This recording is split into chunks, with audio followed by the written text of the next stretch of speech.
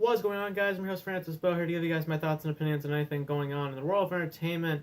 And it has been quite some time since I've done a video on YouTube. As you guys know, I'm very, very busy with a lot of stuff going on, filming for a lot of projects and lots of other stuff in personal life. But now I'm going to be doing you guys a movie review for Ready Player One. I just saw it, and I'm here to give you guys my review of the film.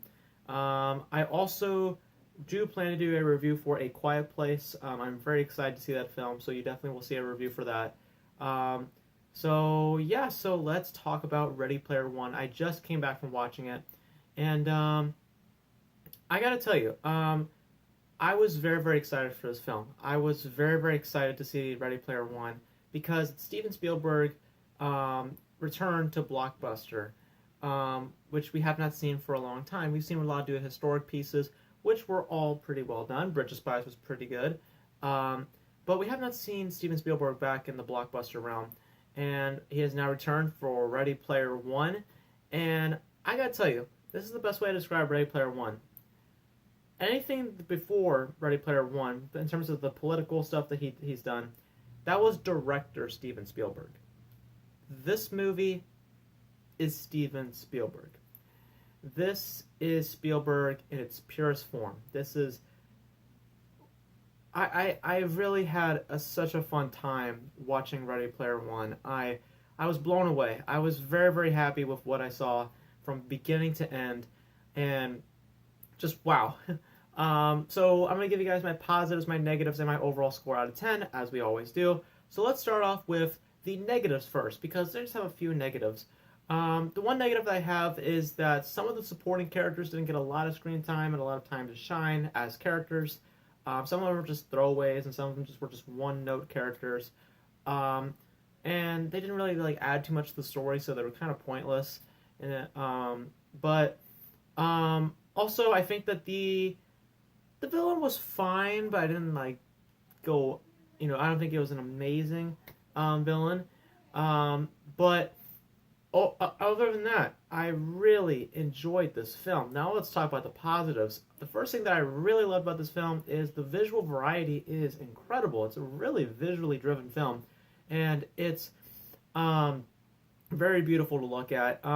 Surprisingly, the film, there's not a whole lot of scenes there are a good amount of scenes in the real world, but most of the film is set in the virtual reality aspect, and something that wasn't something that I was expecting.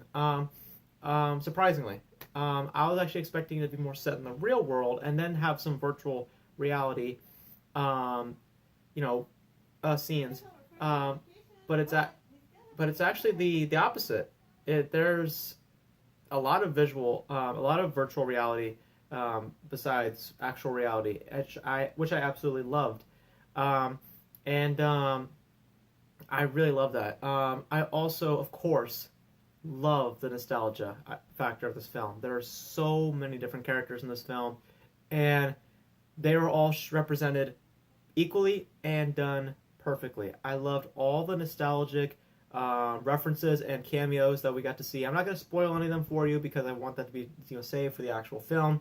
But there's a lot of great moments in the film with a lot of nostalgic cameos and characters.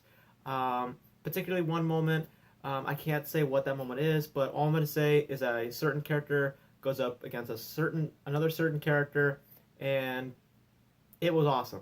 I'm just going to put it that way. It was pretty awesome. And I also really liked the story. I liked the story. It was simple, but it worked. It was a simple story that worked very, very well. And as I stated, I think that this Steven Spielberg is back. That's what I basically am trying to say, is that Steven Spielberg is back. And Steven Spielberg has always been around. He's always been doing great work, but this is Steven Spielberg. This is the Steven Spielberg that I've known. The one who did E.T., brought the Indiana Jones franchise. This is Steven Spielberg. This is the Steven Spielberg that I've been wanting to see for a very, very long time, and I'm so glad that I got to see it on the big screen in the form of Ready Player One. And just overall, guys, just Ready Player One, just a fun time. I had such a fun time in the theater. The visuals, as I said, are outstanding. Storytelling is pretty well done. The performances are also good as well from the cast. Um, the soundtrack is awesome as well. There's so much just pure 80s soundtrack. If you're a fan of the 80s, you're gonna love the soundtrack. Um, it is hardcore nostalgia. If you love nostalgia, you're going to eat this film up. I absolutely enjoyed this film. I had a great time watching it. And I'm going to go pretty high for this film. I'm going to give this film a 9 out of 10, an A minus. I really enjoyed this film.